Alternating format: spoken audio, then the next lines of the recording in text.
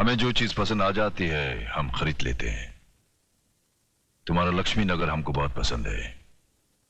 वहां युवराज के साथ हम बहुत बड़ा कॉम्प्लेक्स बनाना चाहते हैं। ये सूटकेस के अंदर 3 करोड़ रुपए कैश है और तुम्हारे सामने ये एग्रीमेंट के साथ 2 करोड़ का चेक है। दाम बिल्कुल बराबर है म्यूनिसिपैलिटी के वैल्यूएशन के हिसाब से। अब इस एग्रीमेंट पे साइन करो, खोखे उठाओ और ऐश करो। मगर ये मुझे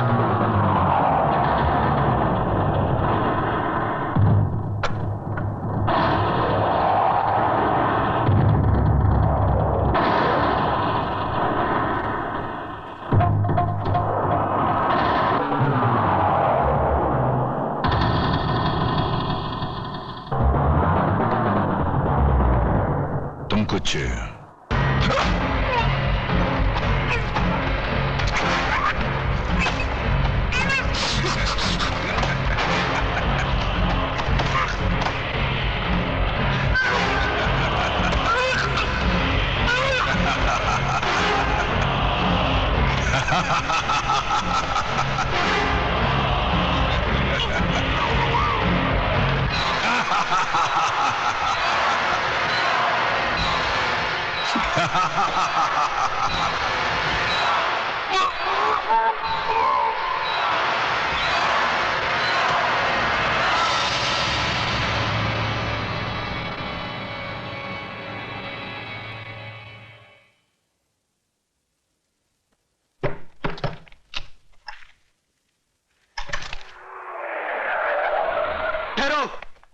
लाश को कोई भी हाथ नहीं लगाएगा। यह पुलिस केस है।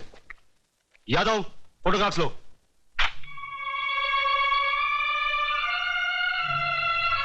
लगता है इन्होंने आत्महत्या की है।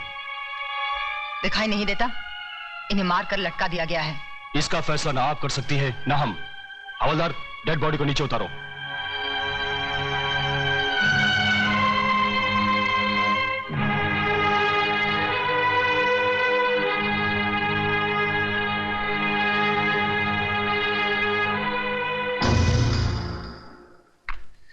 देखिए इंस्पेक्टर, देखिए, है क्या इनके गले पर कोई निशान?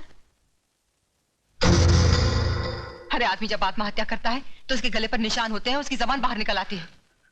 साफ साफ नजर आ रहा है कि इन्हें मारकर लटका दिया गया है। मेघा जी प्लीज, आप हमें हमारी कार्रवाई पूरी करने दीजिए। हाँ करो, कार्रवाई करो। अरे इस्माइल भाई साहब को साहब के लिए चाय बोलो, कुर्सी लाओ, लिखो जो जी में आए वो लिखो और बाद में डाल देना पुलिस थाने के किसी गोडाउन में सड़ने के लिए जहां लाखों के सड़ रहे। लिखो लिखो। इस तरह गर्म होने से कोई फायदा नहीं। जो हो चुका सो हो चुका। लक्ष्मीदास जी की मौत का मुझे भी अफसोस है। अरे बाबा ज्यादा अफसोस मत करो, मेरा धनिया उठ जाएगा कहीं। Mister Pratap, please shut your mouth and keep quiet. What do you mean keep quiet? What do you think about yourself? हाँ, ये खाकी वर्दी पहन ली, ऊपर टोपी पहन ली, हो गए कानून के रखवाले। अरे कानून यहां से जानो, यहां से जताओ, पहले अपने खून में बहती हुई बेईमानी को मिटाओ। निकले कार्रवाई करने। साला कोर्ट इनकी, कानून इनका, सबके सब साले मिले हुए। मैं खुद गुनाहगार है, वो क्या लिखेगा रिपोर्ट? इन्हें पोस्टमार्टम के लिए हॉस्पिटल ले जाना पड़ेगा। हवलदार, ए हवलदार, ए संभाल के। ए देख, यहाँ छोटा मगज होता है, उसको धक्का लगेगा ना तो आदमी मत।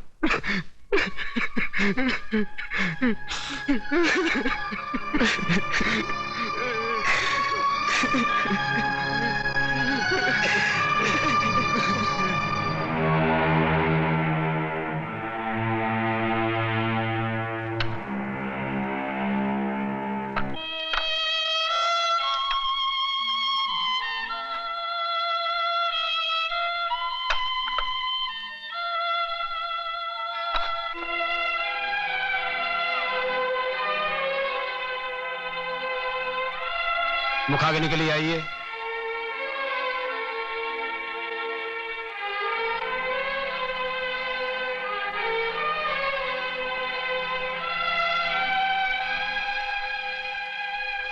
बड़ा बेटा होने के नाते मुझे एक वचन दे, मैं जिधर भी मरूं ना, मेरी चिता को तू ही आग लगाना।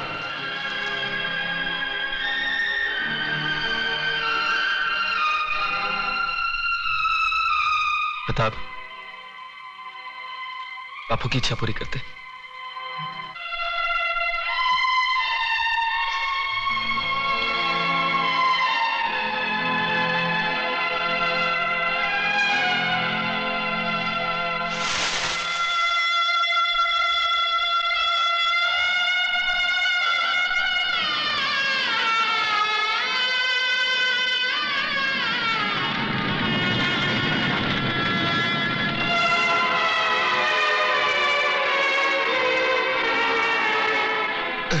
मैं हूं ना, मैं हूं ना।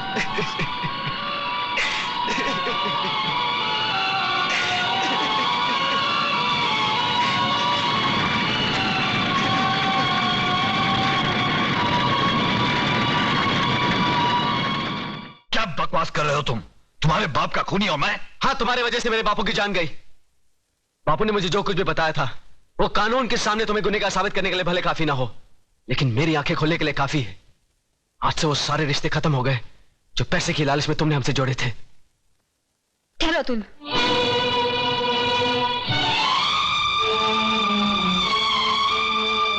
सुन लिया ना बेटी? देख ली ना झोपड़पट्टी में रहने वालों की असलियत? देख ली डैडी, झोपड़पट्टी और महलों में रहने वालों की असलियत भी। क्या क्या मतलब? मतलब बिल्कुल साफ है। जिस तरह अतुल की आंखें उसकी पिताजी की बातों ने खोल दी, उसी तरह मेरी भी आंखें आपके और चतुर सिंह के बीच हुए जमीन के एग्रीमेंट ने खोल दी। ऐसे अरबपति और बेईमान बाप से तो ऐसा गरीब पति का झोपड़ा बेहतर है। कम से कम उसकी दीवारें खून से तो रंगी हुई नहीं है। चलो अतुल, ये दुनिया का सबसे बड़ा बदकिस्मत बाप है जिनके पास करोड़ों अरबों रुपए तो है, पर बेटी के कन्यादान कर्ज से वो कभी मुक्त नहीं होगा, कभी नहीं। बेटी बेटी बेटी मेरी बात तो सुनो। अरे कहां उस रात के ढेर में अपनी जिंदगी को ढूंढने जा रही हो तुम?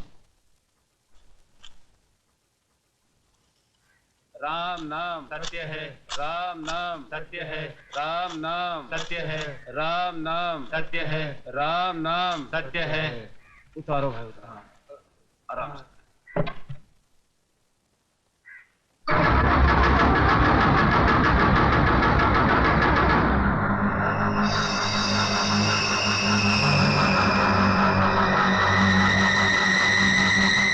प्रताप, क्या है? ये वही आदमी जो उस दिन बापू से मिलने आया था। हाँ, मैं वही आदमी हूं जिसने तेरे बाप को शमशान घाट तक पहुंचाया। अब तुम दोनों की बारी है, क्योंकि चतुर सिंह ने एक कसम खाई है कि तुम दोनों की चिता की राख से वो तिलक लगाकर ही भोजन करेंगे। ये रही तुम्हारी चिता। फिर देर किस बात की है? चलो बड़े बेटे से ही शुरुआत करो।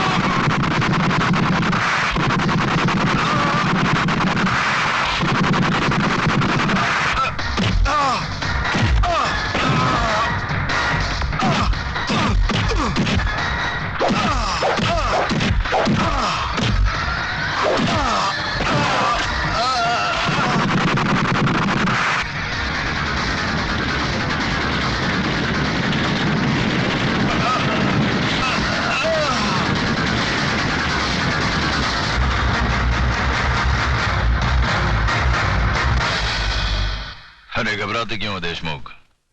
अब तक तो जलकर राख बन चुका होगा। अरे तुम लोगों को अपने दोस्तों पर भरोसा ही नहीं है। बस बस अब ये भाषण बंद करो, हमारे कान के पर्दे फट रहे हैं। बस बंद कर।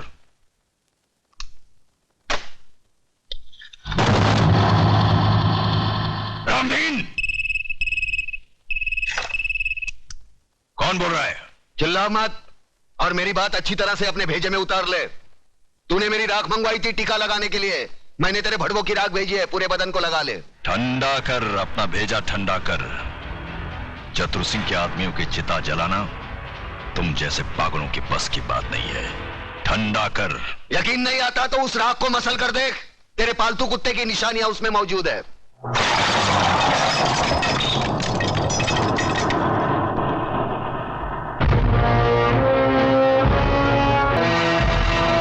अबे हराम के, तूने जलती हुई आग में हाथ डाला है। हम तुम्हें ऐसे जलाएंगे कि तेरे चाहने वालों को गंगा में बहाने के लिए तेरी राख भी नसीब नहीं होगी। अरे मुझे जलाने की बात छोड़, मैं तो तुझे ऐसी मौत मारूंगा ना तो तुझे जमीन नसीब होगी ना आसमां। अतुल भाई गजब हो गया। अतुल भाई गजब हो गया। भाई बाहर आकर देखो तो सही। क्या हुआ कल्याण जी भाई? अरे क्या हुआ? क्या नोटिस लग गई, 24 घंटे में बस्ती खाली करनी पड़ेगी। बस्ती किसी की बाप की जागीर है कि खाली करनी पड़ेगी? खाली तो करनी पड़ेगी भाईजान, क्योंकि अब इस बस्ती का मालिक चतुर सिंह है। लक्ष्मीदास जी ने बस्ती बेच दी और नोटिस पढ़कर हम लोग आए हैं। अरे बाहर में क्या वो नोटिस और बाहर में क्या चतुर सिंह? मैं भी नोटिस फाड़ के चतुर सिंह की तो। नहीं अतुल, तुम ऐसा नहीं करोगे, इससे हमारा केस बिगड़ जाएगा। उन लोगों ने अगर कानूनी तौर पर बस्ती हटाने की कोशिश की है तो हम भी कानून का सहारा लेंगे। चलो मेरे साथ। कानून हर किसी के लिए बना है, लेकिन अदालत की नजर में जो गैर कानूनी है उसके लिए एक जज की हैसियत से मैं कुछ नहीं कर सकता। यह स्टे ऑर्डर नामुमकिन है। मगर जज साहब, अगर मेरे पिताजी ने चतुर सिंह को जमीन बेची होती तो कम से कम मुझे मालूम तो होता, उसके कागजात होते मेरे पास। जज साहब, जिस तरह आपने 24 घंटे में कानूनी तौर पर हजारों लोगों को बेघर करने का नोटिस जारी कर दिया, उसी तरह उसे रोकने का भी तो कोई कानून होगा। मिस मेघा, सलाह के लिए वकील होते हैं, जज नहीं। जज का काम है सिर्फ फैसला सुनाना।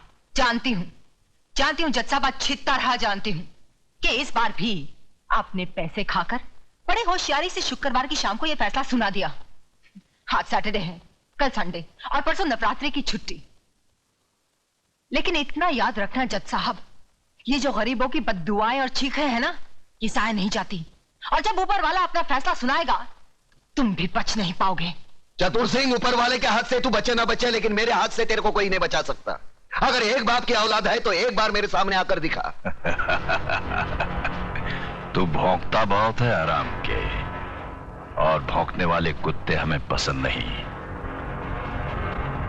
अगर अपने बाप की औलाद है तो आ जाना महालक्ष्मी चौक पे। हम हर साल नवरात्रि को मां की पूजा करने वहां जाते हैं। अरे जितनी मन्नतें मांगनी है आखिरी बार मांग ले, ये तेरी जिंदगी की आखिरी पूजा होगी। क्या? चतुर सिंह का खून? ओ खुदाया, ओरी बाबा, दादा का खून हो गया। किसने किया खून?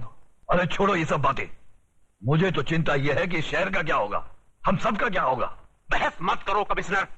जो आदमी चतुर सिंह जैसे खतरनाक आदमी की चिता जला सकता है, वो तो हमको कभी भी शमशान घाट पहुंचा सकता है। मगर ऐसा हरगिज नहीं होगा सर। सुनो कमिश्नर, कल टीवी सेंटर में जनता की अदालत प्रोग्राम में हम सब लोगों का इंटरव्यू है।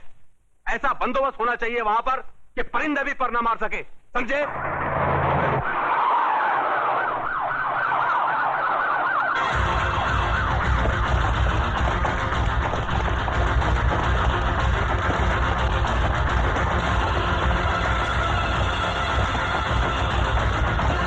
कादर, तो इधर है ना? Yes sir. पांडु, जरा पीछे रहे। आज जनता की अदालत में जनता के सामने जनता के प्रतिनिधि मंत्री श्री बबन राव देशमुख, विपक्ष के नेता श्री चंद्रसेन आजाद, कानून के रक्षक इंस्पेक्टर सत्यवादी दुबे, न्यायमूर्ति श्री हुक्म अली जाबिर तथा इस शहर के सबसे बड़े बिल्डर मिस्टर योगराज अपराधी के रूप में यहाँ मौजूद हैं। इन सब पर यह आरोप लगाया गया है कि शहर में जो हाल ही में दंगे फसाद हुए हैं, जो हत्याएं हुई थी, वह सब इनकी मिलीभगत थी। क्या ये सच है देशमुख जी? लोग आजकल राजनीति को, कानून को और पुलिस को गांधी जी के 3 बंदर कहते हैं। वो बंदर जिनके सामने सब कुछ होते हुए भी न कुछ सुनते हैं, न देखते हैं और न कुछ कहते हैं। देखिए साहब, हमारे यहाँ लोकशाही है और लोकशाही में हर किसी को कुछ भी पूछने का और कहने का पूरा अधिकार होता है। मैं आपकी इस बात से बिल्कुल सहमत नहीं हूं।